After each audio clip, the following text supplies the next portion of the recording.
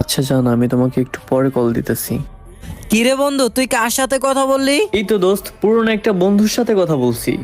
আবারও মিথ্যা কথা বলতেছস? তুই কার সাথে কথা বলছস সত্যি করে বল। আরে দোস্ত, বিশ্বাস কর, আমি পুরনো একটা বন্ধুর সাথেই কথা বলছি। আবারও মিথ্যা কথা বলতেছস? আমি বুঝতেছি না, তুই একটা মেয়ের সাথে কথা বলছস, কার সাথে বলছস সত্যি করে বল। আরে দোস্ত, আমি আদিবার সাথে কথা বলছি। তোরে না আমি না করছি এইসব আলতু ফালতু মেয়েদের সাথে কথা বলবি না, তারপরে তুই এইসব মেয়েদের সাথে কেন কথা বলস? বন্ধু, তুই কিছু মনে করিস না, মানে ওরে আমার অনেক ভালো লাগে।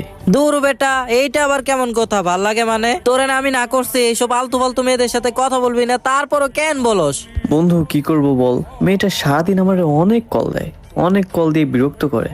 And একটা পর্যায়ে আমি রাজি হয়েছি। বন্ধু, মেয়েদের ধান্দাটাই এমন, ফার্স্টে পাগল হইব, 2 দিন পর পাগল বানাইবো, 3 দিনের মাথা চাইরা যাইবো। ওদের ধান্দাটাই এমন। বন্ধু, আমি তোকে বারবার বলি তুই কোনো মেয়ের পেছে পড়িস না।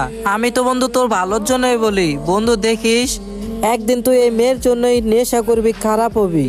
আর বন্ধু, এতটুকুই বলছি, যা বলছি ভাইবা চিন্তা করিস। আর বন্ধু, তুই কি বললি এই মেয়েটা তোর জন্য পাগল? ওই যে তোকে বললাম না, ফার্স্টে পাগল হইব, 2 দিন পর পাগল বানাইবো, 3 দিনের মাথা ছাইরা যাবো। দেখিস বন্ধু, একদিন তোকে এই মেয়েটাই পাগল বলেই ছেড়ে দিবে। বন্ধু, তোর কি মনে হয় এই মেয়ের জন্য আমি তোরে ছেড়ে দেব? জীবনেও না, দরকার পড়ে এই মেয়েকে ছেড়ে দিব, কিন্তু তোরে না বন্ধু। আচ্ছা ঠিক আছে বন্ধু, তাহলে দেখা যাবে। তুই যেহেতু বলতেছস 2 দিন পর আমারে ছাড়বি না, ওই মেয়েরে ছাড়বি। আচ্ছা বন্ধু, ঠিক আছে, দেখা যাবে। ঠিক আছে বন্ধু, তাহলে বেশি কিছু বলা লাগবো না। তুই যেহেতু বলতেছস বন্ধু, তুই হলি আমার বেস্ট ফ্রেন্ড, তুই হলি আমার কলেজের ভাই, তোরে ছাড়া আমার আর কেউ আছে?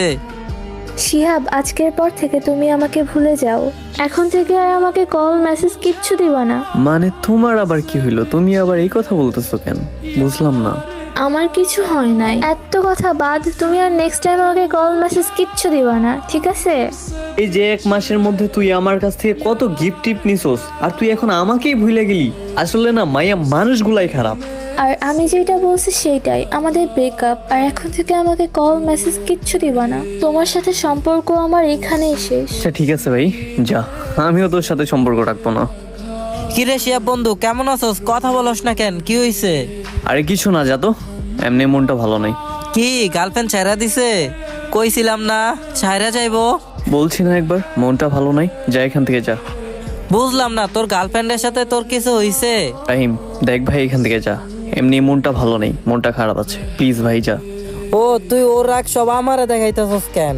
চল বন্ধু, একটা কাস্টম চ্যালেঞ্জ আছে, আয় তো। আরে ভাই যা এখান থেকে যা, প্লিজ, এমনি আমার কিছু ভালো লাগতেছে না, যা ভাই। এই জন্য তোকে বলছিলাম তুই কোনো মেয়েদের সাথে জড়াইস না। তোরে আমি বারে বারে বলছি তুই কোনো মেয়েদের সাথে জড়াইস না, আর তুই কি করলি? মাঝখান দিয়ে আমার সাথে রাগ দেখাইতেছস। তুই যাবি না না? আরে বন্ধু আয় তো, ওরা চ্যালেঞ্জ কাস্টম দিছে বন্ধু, ওদের হারাইতে হইব। আয় তো, এখনই যাইতে হইব বন্ধু, ওরা কাস্টম বানায় রেডি করে রাখছে। আয় বন্ধু, তুই একটা মেয়ের জন্য আমার সাথে এরকম ব্যবহার করতেছস? আচ্ছা যাই হোক বন্ধু, চল তো কাস্টমটা খেলে আসি। এরকম মেয়ে হাজার হাজার আসবে যাবে, চল বন্ধু কাস্টমটা খেলে আসি। বুঝতে পারছি তোর কিক দিতে হবে।